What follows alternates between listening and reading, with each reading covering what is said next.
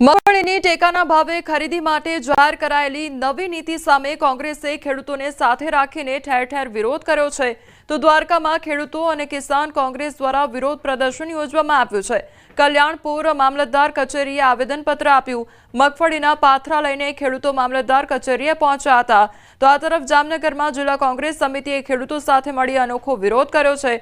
બળદગાડામાં મગફળી લઈ જિલ્લા પંચાયત ખાતે પહોંચી વિરોધ વ્યક્ત કરવામાં આવ્યો છે। ગુજરાતમાં ખેડૂતોની 70 મણ મગફળી ટેકાના ભાવે ખરીદી કરવાના નિર્ણયને કોંગ્રેસે ખેડૂતોની મશ્કરી ગણાવી છે તો રાજકોટ જેતપુરમાં પણ મગફળી ખરીદી મુદ્દે કોંગ્રેસ દ્વારા મામલતદારને આવેદનપત્ર સરકારી નીતિ સામે ખેડૂતોમાં રોષ જોવા મળી રહ્યો છે।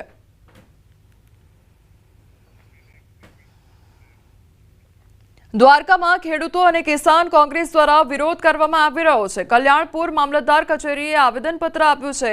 મગફળીના પાથરા લઈને ખેડૂતો મામલતદાર કચેરીએ પહોંચ્યા તો ટેકાના ભાવે મગફળી 300 મણ ખરીદી કરવાની માંગ સાથે ખેડૂતોએ આવેદન પાઠવ્યું। કોંગ્રેસ અગ્રણીઓ તેમજ તાલુકાના ખેડૂતોએ મગફળીના પાકને લઈ આવેદન પાઠવવા પહોંચ્યા હતા।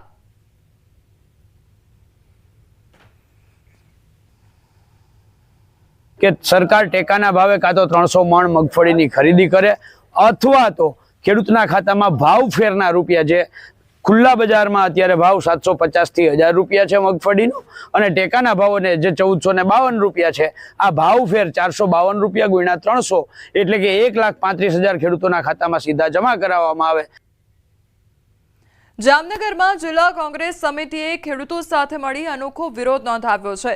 બળદગાડામાં મગફળી લઈ જિલ્લા પંચાયત ખાતે પહોંચી વિરોધ વ્યક્ત કરવામાં આવ્યો છે તો ગુજરાતમાં ખેડૂતોની 70 મણ મગફળી ટેકાના ભાવે ખરીદી કરવાના નિર્ણયને કોંગ્રેસે ખેડૂતોની મશ્કરી ગણાવી છે। ખેડૂત દીઠ 300 મણ મગફળી ટેકાના ભાવે ખરીદી કરી સહાયરૂપ થવા માંગ કરવામાં આવી છે તો જિલ્લા ખેતીવાડી અધિકારીને આવેદનપત્ર પાઠવવામાં આવ્યું હતું। ખેડૂતો સામે જરા જોવો 70 મણ મગફળીથી ખેડૂતનો કાંઈ ખર્ચો કે ઉધાર નથી કે ઓછામાં ઓછી 300 મણ મગફળીની ટેકાના ભાવે ખરીદી કરે। જો 300 મણ મગફળી ટેકાના ભાવે ખરીદી ન કરવી હોય તો ભાવફેરના પૈસા ડાયરેક્ટ ખેડૂતના જેને રજીસ્ટર કર્યું છે એના ખેડૂતના ખાતામાં જમા કરે। ખેડૂતો સામે જરા જોવો 70 મણ મગફળીથી રાજકોટના જેતપુરમાં મગફળી ખરીદી મુદ્દે કોંગ્રેસે મામલતદારને આવેદનપત્ર પાઠવ્યું છે અને સરકાર દ્વારા મગફળીની ટેકાના ભાવે ખરીદી માટે જાહેર કરાયેલ નવી નીતિ સામે કોંગ્રેસે વિરોધ નોંધાવ્યો છે। કોંગ્રેસે કારમી નીતિને ખેડૂત વિરોધી ગણાવી અને ખરીદીની મર્યાદા વધારવા રજૂઆત કરવામાં આવી છે।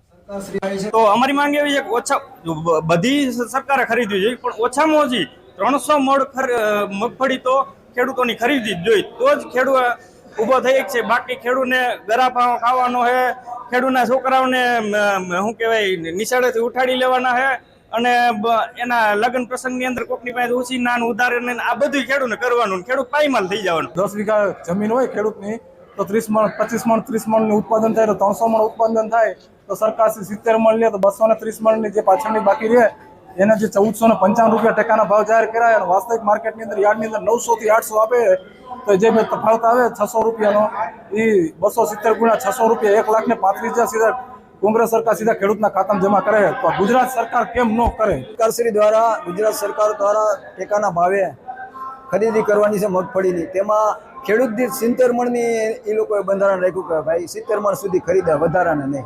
ખરેખર તો ખેડૂત જેટલી ઉત્પાદન કરે એટલી તમામ મગફળી લઈ સરકારે લેવી જોઈએ।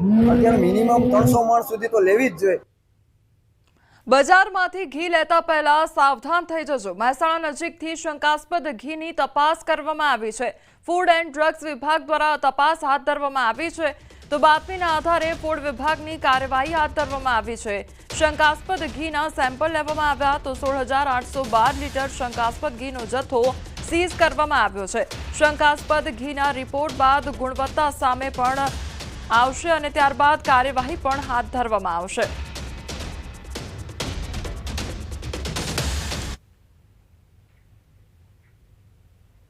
દિવાળીના તહેવારોને લઈને જામનગર શહેરમાં મહાનગરપાલિકાની ફૂડ શાખા દ્વારા સેમ્પલની પ્રક્રિયા હાથ ધરવામાં આવી છે.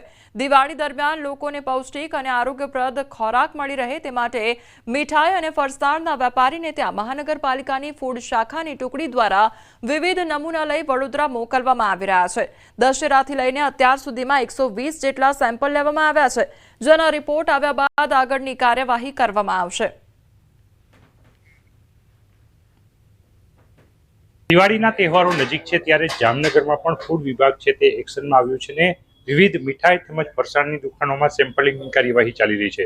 જે પ્રકારે આપ દ્રશ્ય જોઈ રહ્યા છો, મહાનગરપાલિકાની ટીમ છે, ફૂડ શાખા છે, તે હાલ વિવિધ વિસ્તારોમાં જે મીઠાઈઓ વેચાતી હોય આ મીઠાઈઓ લોકોને સુપેરે મળે છે કે કેમ છે, તેમાં ગુણવત્તા કયા પ્રકારની છે, આરોગ્યપ્રદ છે કે કેમ, તે તમામ જાણવા માટે હાલ ચેકિંગ હાથ ધરવામાં આવ્યું છે. શું કહેશો, દિવાળી ટાઈમે મહાનગરપાલિકાની ફૂડ વિભાગનું ચેકિંગ?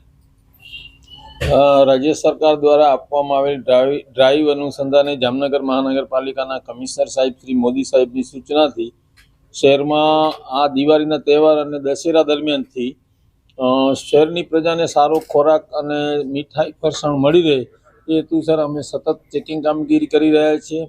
120 જેટલા સેમ્પલ છે તે દશેરાથી અત્યાર સુધીમાં લેવાઈ ચૂક્યા છે. આ સેમ્પલોને પૃથક્કરણ માટે મોકલી એમાં કયા પ્રકારની ગુણવત્તા છે તેને લઈને હાલ ફૂડ વિભાગનું ચેકિંગ છે તે ચાલી રહ્યું છે ને આ સેમ્પલના જે રિપોર્ટ આવશે એ રિપોર્ટ બાદ કાર્યવાહી કરવામાં આવશે. કિંજલ કારસરિયા, ન્યૂઝ 18 ગુજરાતી, જામનગર. અમરેલી અને ભાવનગર પંથકમાં સાવજો જંગલ છોડીને ગ્રામ્ય અને શહેરી વિસ્તારમાં આવી ચડ્યા છે. અમરેલીના વડિયાના દેવગામે ખેડૂતના ખેતરમાં સિંહ પરિવાર ઘૂસ્યો હતો. એક સાથે 6 સિંહો ખેતરના રસ્તે આવી ચડ્યા હતા તો સિંહો દ્વારા મારણ કર્યાના પણ વિડીયો સામે આવ્યા છે. આ તરફ ભાવનગરના મહુવા તાલુકામાં રહેણાંક વિસ્તારમાં સિંહનું ટોળું ચડી આવ્યું હતું અને 3 જેટલા સિંહ વાઘવદરડા ગામની શેરીમાં લટાર મારતા જોવા મળ્યા હતા. સિંહની લટાર સીસીટીવી કેમેરામાં કેદ થઈ છે. તો ગઈકાલે અમરેલીના રાજુલા તાલુકાના ગામમાં સિંહનું ટોળું જોવા મળ્યું હતું. શિકારની શોધમાં ફરતા ફરતા સાવજોનું ઝુંડ ગામની બજારોમાં પહોંચ્યું હતું.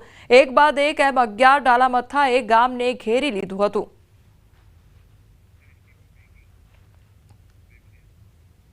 રાજકોટમાં પીજીવીસીએલે બુદ્ધિનું પ્રદર્શન કર્યું છે. સોસાયટીની બહાર જ વીજ સબસ્ટેશન નાખી દીધું છે. ગેટ પાસે સબસ્ટેશન રહીશોને હાલાકી વેઠવાનો વારો આવ્યો છે. તો 2.5 વર્ષથી સોસાયટીના રહીશો હેરાન પરેશાન થઈ રહ્યા છે. અનેક રજૂઆત કરવામાં આવી તેમ છતાં પરિણામ શૂન્ય જોવા મળ્યું તો વાહનોની અવરજવરમાં પણ મુશ્કેલીનો સામનો કરવો પડી રહ્યો છે.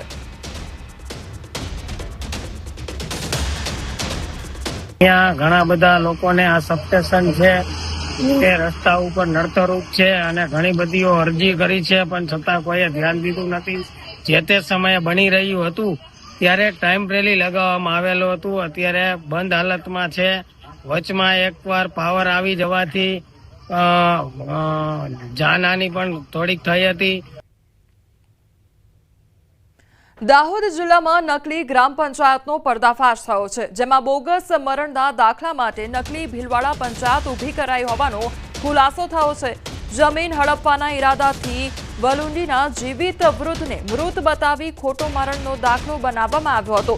નગરપાલિકા દ્વારા તેમના નામે જાહેર કરાયેલા મરણના દાખલાના આધારે તેમની જમીન પર અન્ય લોકોના નામ વારસદાર તરીકે ચઢાવી દેવામાં આવ્યા હતા. તો ભીલવાડામાં રહેતા અરજદારે દાહોદની પ્રાંત કચેરીમાં અરજી કરી હતી કે તેમના દાદાનું મૃત્યુ 1971માં થયું હતું, પરંતુ તે સમયે તેની નોંધણી કરાવવાની રહી ગઈ હતી. પ્રાંત કચેરીએ નિયમ મુજબ ગ્રામ પંચાયત નોટિસ પ્રસિદ્ધ કરી છે.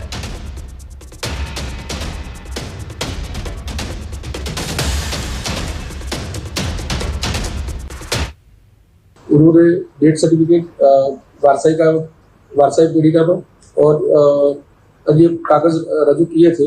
उसके आधार पर ये एंट्री मंजूर की गई है. अभी वीरसिंह भाई द्वारा एसडीएम साहब की कोर्ट के अंदर आरटीएस केस चल रहा है. जो आरटीएस केस का आखिरी फाइनल जजमेंट आ जाएगा उसके बाद आगे की कार्यवाही हम तो करती रहेगी. ગુજરાતના રાજકારણના મોટા સમાચાર સામે આવ્યા છે. તમામ મંત્રીઓને ગાંધીનગરમાં રહેવા માટે સૂચના આપવામાં આવી છે. 16 અને 17 તારીખે ગાંધીનગરમાં હાજર રહેવા માટે સૂચના આપવામાં આવી છે. તો શુક્રવારે રાજ્યપાલને મળી શકે છે સીએમ. ત્યારે આ સૌથી મોટા સમાચાર સામે આવી રહ્યા છે। તમામ જે મંત્રીઓ છે તેમને ગાંધીનગરમાં રહેવા માટે સૂચના આપવામાં આવી છે। સંવાદદાતા ગીતા મારી સાથે જોડાઈ ગયા છે। ગીતા, રાજકારણના સૌથી મોટા સમાચાર, શું ઉથલપાથલ થઈ રહી છે? જી, આગામી 2 દિવસમાં નવા મંત્રીમંડળનું વિસ્તરણ નિશ્ચિત થઈ ચૂક્યું છે અને 17મીએ જ આ વિસ્તરણ થઈ જશે। આવતીકાલે અને પરમ દિવસે એટલે કે 16 અને 17 તારીખે તમામ મંત્રીઓને ગાંધીનગરમાં હાજર રહેવા માટે ઓફિશિયલી રાજ્ય સરકાર તરફથી સૂચના આપી દેવામાં આવી છે। જ્યાં સુધી રાજ્યપાલની વાત છે, તેઓ આવતીકાલે રાત્રે 8 વાગે સ્પેશિયલ રાજ્ય સરકારના સ્પેશિયલ ચાર્ટર વિમાન દ્વારા કુરુક્ષેત્ર હરિયાણાથી નીકળીને રાત્રે 11 વાગે ગાંધીનગર રાજભવન ખાતે પહોંચશે અને પરમ દિવસે સીએમ વહેલી સવારે રાજભવન રાજ્યપાલની મુલાકાત લઈ શકે છે। જૂના મંત્રીમંડળને વિખેરીને નવા મંત્રીમંડળનો પ્રસ્તાવ તેઓ રજૂ કરી શકે છે। એટલે હવે નિશ્ચિત થઈ ચૂક્યું છે કે 17મી તારીખે રાજ્ય સરકાર તેના મંત્રીમંડળનું વિસ્તરણ કરશે। જી ગીતા, એટલે કયા કયા મોટા ફેરફારો જોવા મળી શકે છે આગામી સમયમાં? ઘણા બધા મંત્રીઓના પત્તા કપાશે, જ્યારે ઘણા નવા ચહેરાઓ ઉમેરાઈ શકે છે, જેઓના ઉપર ભ્રષ્ટાચારના આક્ષેપો છે, જેઓને તબિયત ખરાબ હોવાને લઈને હેલ્થના ઇસ્યુઝ છે, તેવા તમામ મંત્રીઓ પડતા મુકાઈ શકે છે અને જ્ઞાતિ સમીકરણ આધારિત યુવા જોશ ઉમેરાય તેવા નવા ચહેરાઓને સ્થાન મળશે। જી ગીતા, અત્યારે શું અપડેટ મળી રહ્યું છે કે કયા એવા ચહેરાઓના નામ ચર્ચાઈ રહ્યા છે? શું અપડેટ કોઈ મળી રહ્યું છે? જી, નવા ચહેરાઓમાં રીવાબા જાડેજા, જેઓ જામનગરથી પ્રતિનિધિત્વ કરે છે, તેમનું સ્થાન નિશ્ચિત મનાય છે। જીતુ વાઘાણીનું સ્થાન નિશ્ચિત મનાય છે। જયેશ રાદડિયા, જેઓ પણ સૌરાષ્ટ્રનું મોટું માથું છે, તેઓનું પણ એક નામ નિશ્ચિત મનાય છે। અમદાવાદ એટલે કે મધ્ય ગુજરાતની જો વાત કરીએ તો અમિત ઠાકરનું નામ આગળ છે। બ્રાહ્મણ સમાજમાંથી કોઈ ચહેરો હોય તો અમૂલ ભટ્ટ અથવા અમિત ઠાકર, જેમાં અમિત ઠાકરનું નામ મોખરે છે, જેને મિનિસ્ટર પર આવી શકે એવું છે। મહિલા પ્રતિનિધિઓમાં દર્શનાબેન વાઘેલાનું નામ પણ આગળ છે।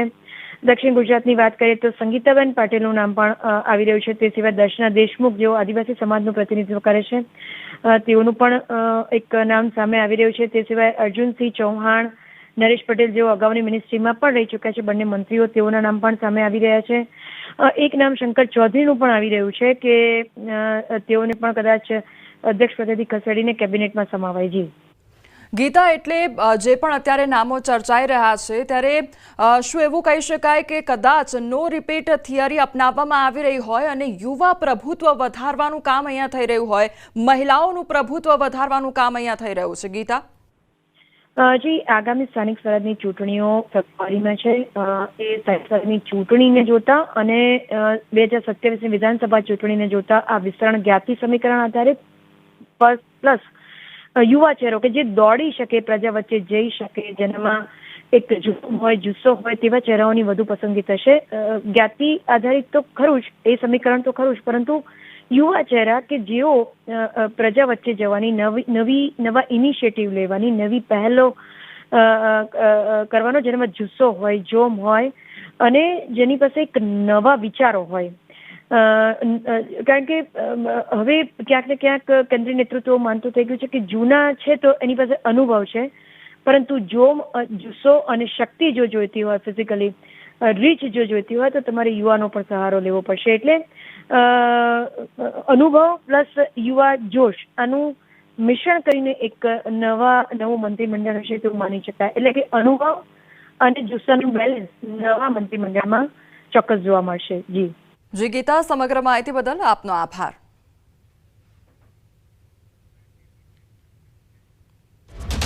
અન્ય સમાચાર પર નજર કરીએ તો બિહાર વિધાનસભાની ચૂંટણીને લઈને કાપડના વેપારીઓમાં ઉત્સાહ જોવા મળી રહ્યો છે। મૂળ બિહારના વતની અને સુરતમાં આવી ઉદ્યોગ કરી આગળ વધેલા વેપારીઓએ ચૂંટણીને લઈ ગીત લખ્યું છે। તો ગુજરાતની જેમ બિહારમાં વિકાસ થાય તેવી આશા સાથે બિહારના લોકોને પ્રચાર કરવા વેપારીઓ દ્વારા ગીત ગાવામાં આવ્યું છે। एनडीए संग बड़े बिहार, एनडीए संग बड़े बिहार, विकास के रास्ते पर बिहार, सब सुविधाओं की हुई भरमार, हर गांव में पहुंचल बा सरकार। हर गांव के अंदर सरकार पहुंची है, हर गांव शहर के अंदर समान रूप से जो मूलभूत सुविधा होती है उन्होंने सरकार ने दी है। हर गांव में पहुंचल बा सरकार, नौकरी शिक्षा इलाज का काम, एनडीए देल बसब के नाम, एनडीए संग बढ़े बिहार, एनडीए संग बढ़े बिहार। नीतीश बाबू के सोच निराला, गांव से शहर बनत उजियाला।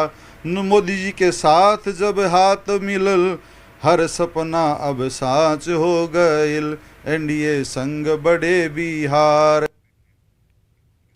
જૂનાગઢ શહેરના બસમાર રસ્તાને લઈને કોંગ્રેસનું સહી ઝુંબેશ અને 20,000થી વધુ નાગરિકોની સહી સાથેનું આવેદનપત્ર મહાનગરપાલિકા કચેરી ખાતે પાઠવવામાં આવ્યું તો કોંગ્રેસ રજૂઆત કરી છે કે રસ્તાઓનું કામ વહેલી તકે શરૂ કરવામાં આવે અને નવા બનતા રસ્તાનું સુપરવિઝન કરવામાં આવે। નવા બનેલા રસ્તા ટૂંક જ સમયમાં તૂટી જાય તો જવાબદાર અધિકારીની જવાબદારી ફિક્સ કરી કાર્યવાહી કરવામાં આવે। તો 1 મહિનામાં રસ્તા બનાવવાની કામગીરી શરૂ કરવામાં નહીં આવે તો રોડ નહીં તો ટેક્સ નહીંના સૂત્ર સાથે મહાનગરપાલિકા કચેરી ખાતે ઉગ્ર આંદોલનની ચીમકી ઉચ્ચારવામાં આવી હતી કે નવા બનતા કોઈ પણ રોડમાં 100% સુપરવિઝન થાય। નવા બનતા રોડ જો ટૂંક સમયમાં તૂટે તો જે તે એન્જિનિયરની જવાબદારી ફિક્સ કરી અને એના પર કાયદેસરની કાર્યવાહી કરી સરકારી તિજોરીને નુકસાન થાય એની રિકવરી પણ જે તે એન્જિનિયર પાસેથી કરવી। ગુજરાત સરકારના કૃષિ ખેડૂત કલ્યાણ અને સહકાર વિભાગે એક અભૂતપૂર્વ સિદ્ધિ હાંસલ કરી છે। સહકાર વિભાગે 1 કરોડ 11 લાખથી વધુ પોસ્ટકાર્ડ સાથે ગિનીસ વર્લ્ડ રેકોર્ડ બનાવ્યો। સહકાર ક્ષેત્રે સંકળાયેલા નાગરિકો દ્વારા વડાપ્રધાનની જનકલ્યાણકારી કામગીરી બદલ આભાર વ્યક્ત કરવા માટે એક અનોખું અભિયાન શરૂ કરવામાં આવ્યું હતું। સહકારી તંત્ર સાથે જોડાયેલ સભાસદો દ્વારા માન્ય પ્રધાનમંત્રીશ્રીના એમનો 75 વર્ષનો કાર્યકાલ 75 વર્ષનો ઉંમર અને 24 વર્ષનો સતતનો જે વિકાસનો જે કાર્યકાલ રહ્યું છે એને આભાર માનતો લોકો માન્ય પ્રધાનમંત્રીશ્રીના એમના પ્રતિ જે લાગણી છે એ લાગણીને વ્યક્ત કરતો મેસેજ આપવાનો એક પ્રયાસ ગુજરાત સરકારના સહકાર મંત્રાલય દ્વારા કરવામાં આવ્યો। દિવાળી નજીક છે ત્યારે સુરતનું કાપડ માર્કેટ ધમધમી ઉઠ્યું છે। દિવાળી બાદ લગ્ન સિઝન અને બિહાર વિધાનસભા ઇલેક્શનને લઈ સુરત કાપડ બજારમાં તેજીનો માહોલ જોવા મળી રહ્યો છે। વેપારીઓ દિવાળી આવી જવા છતાં પણ સતત માલ પેકિંગ કરી મોકલી રહ્યા છે। આ વખતે અંદાજિત 15,000 કરોડનો વેપાર થાય તેવી વેપારીઓની આશા છે।